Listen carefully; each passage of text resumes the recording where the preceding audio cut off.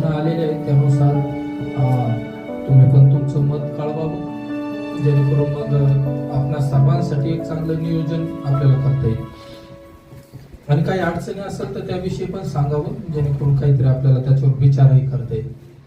आता ही वेळ आहे की आपण प्रभूच्या वचनाकडे जावं आणि देवाचं वचन या ठिकाणी मनन करावं. प्रभूचं वचन भक्तीतला सर्वश्रेष्ठ भाग असतो. आतापर्यंत आपण देवबापा संघ बोलत होतो, आता प्रभू आमच्या संघ बोलणार आहे.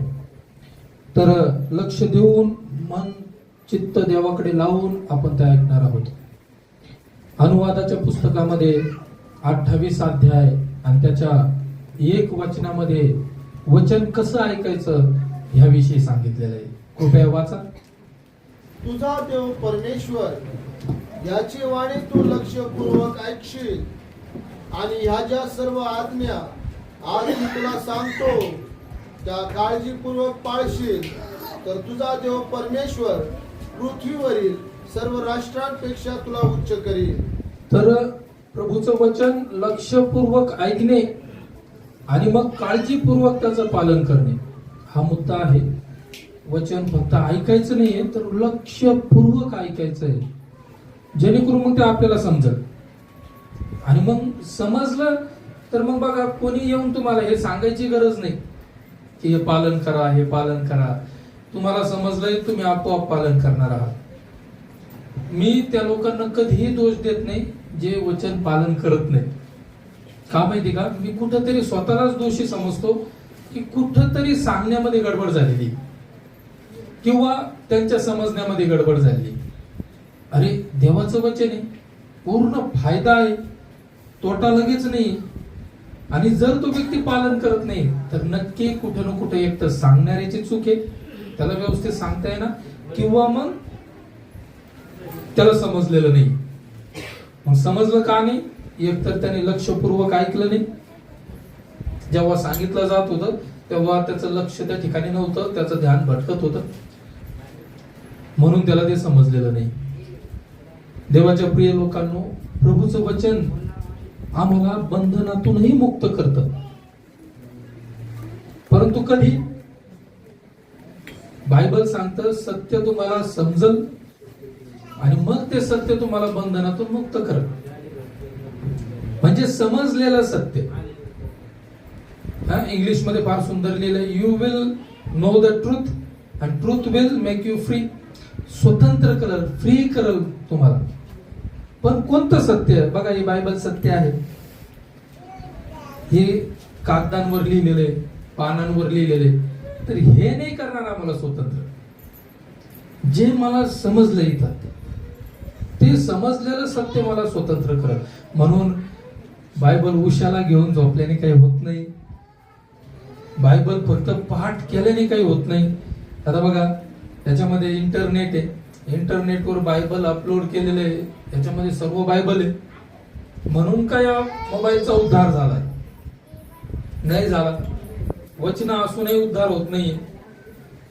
अनेक लोक असे असतात की त्यांना वचन खूप पाठ आहे, पण उद्धार झालेला आहे का? नाही. पाठांतराचा आणि उद्धाराचा काही संबंध नाही. किती बायबल माहित आहे याचा उद्धाराचाही काही संबंध नाही. संबंध हा आहे की त्याला ते समजलंय का, आणि जर समजलंय तर तो ते पालनही करणार. बोल हालेलुया. म्हणून ऐकताना लक्षपूर्वक ऐका, म्हणजे तुम्हाला ते समजल. आणि ज्या अर्थी तुम्हाला समजलं आपोआप तुम्ही त्याचं पालन करणार. आणि जो पालन करतो त्याला आशीर्वाद मिळतो. आशीर्वादाचं पाणी दिल्याने आशीर्वाद मिळणार नाही, तेल लावल्याने आशीर्वाद मिळणार नाही. हे बघा, तुम्ही तेल लावा नका लावू, तुम्ही पालन करा. पालन केलं, विषय मिटलेला आहे. तुम्हाला आशीर्वाद, तुमचा आशीर्वाद कोणी अडवू शकत नाही, कारण तुम्ही पालन केले. अनुवादाचा 28 अध्याय जर वर पासून 1 पासून 14 वचनापर्यंत वाचला तर आम्हाला कळून येतं की तिथं आशीर्वादांची एक लिस्ट आहे. जर तू लक्षपूर्वक ऐकशील आणि काळजीपूर्वक पालन करशील तर राष्ट्रांमध्ये तू उंच केला जाईल. नंतर छोट्या छोट्या गोष्टींचं वर्णन केलेलं आहे. छोट्या छोट्या गोष्टी म्हणे तुझी परात, तुझी काथवट, तुझी टोपली यांना आशीर्वाद लाभ. म्हणजे परमेश्वराचं लक्ष इतकं खोलवर माझ्याकडे जाणार आहे की माझी जी परात आहे, मी ताट घेतलंय जेवायला, त्या ताटात काय आहे तो लक्ष दे, आहे की नाही. माझ्या टोपल्यात भाकरी ठेवण्याचं टोपलं, त्याच्यामध्ये भाकर आहे की नाही, प्रभू म्हणतो मी तिकडे लक्ष दे. सर्वात मेन मुद्दा म्हणजे आम्ही आमच्या लेकरांसाठी जगतो, आमच्या संततीसाठी आमचे लेकर चांगले व्हावेत, आशीर्वादित व्हावेत. तर बायबलमध्ये तिथं त्याच्याविषयी सुद्धा म्हटलंय, तुझ्या गुराढोरांचे वस्त्र आणि तुझं पोटचं फळ हे आशीर्वादित होईल. म्हणजे आमच्या लेकरांची हमी प्रभू घेत आहे. मी म्हणतो हा सगळ्यात मोठा आशीर्वाद आहे. आम्ही चांगली शाळा का निवडतो, महागडी शाळा का निवडते, लाखो रुपये डोनेशन देते का? कारण बाबा आमच्या लेकरांची कोणीतरी हमी घ्यावी. तरी हमी घेतलेली नाहीये. तुमच्याकडे असं लिहून दिलं का शाळेने की हा आम्ही हमी घेतली, तुमचं लेकरू ब्रिलियंट होणार, चांगलं होणार? हमी वगैरे नाही घेतलेली, तरी आम्हाला एक भरोसा आम्ही ठेवलाय, एवढी मोठी शाळा आहे तर माझं लेकराचं कल्याण होईल. आम्हाला वाटतं आमच्या लेकरांची कोणतरी हमी घ्यावी की ते चांगले होतील. इथं आकाश आणि पृथ्वीचा निर्माण करता परमेश्वर हमी घेत आहे. तो म्हणतो मी हमी घेतो, तुझ्या पोटचं फळ हे आशीर्वादित होईल. पण कधी?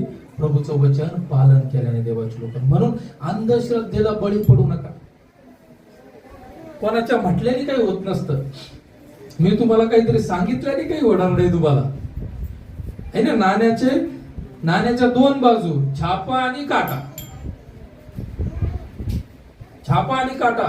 इकडनं सेवकाची एक बाजू असते, वचन सांगणे, प्रार्थना करणे, मार्गदर्शन करणे, आराधना चालवणे.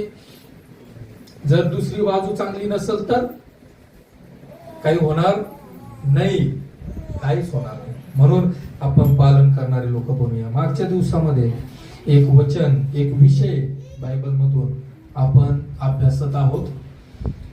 तो भाग होता दावीद आणि त्याचा मुलगा अबशालोम यांच्यामध्ये बिघडलेल्या परिस्थितीविषयी.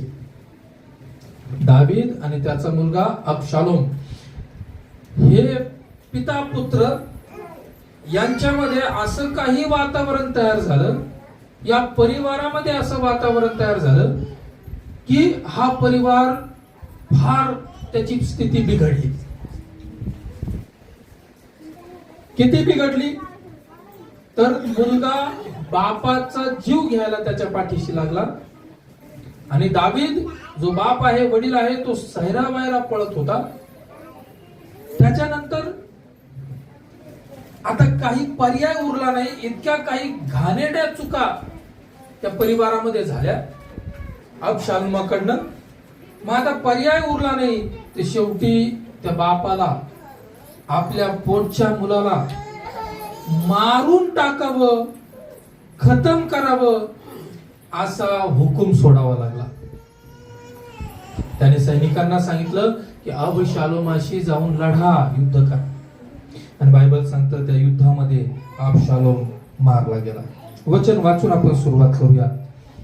दुसरे शमूएल याचा 18 अध्याय आणि त्याचं 33 वचन वाचा. तेव्हा राजा फार गैवारला आणि वेशीवाल्या कोठडीत जाऊन रडला. राजा फार गहिवरला आणि वेशीवरच्या कोठडीत जाऊन रडला. जाता जाता त्याने हे उद्गार काढले. आणि तो जात होता तेव्हा त्याने एक उद्गार काढले. मुखातून तो काहीतरी बोलला आणि त्याचे शब्द ऐका काय आहे. माझ्या पुत्रा अबशालोमा, हा, माझ्या पुत्रा, माझ्या पुत्रा अबशालोमा, माझ्या पुत्रा अबशालोमा. हा, तुझ्याबद्दल मी मेलो असतो तर बरे होते. तुझ्याबद्दल मी मेलो असतो तर बरे होते. अरे अबशालोमा माझ्या पुत्रा, अरे अबशालोमा माझ्या पुत्रा. बोला हालेलुया.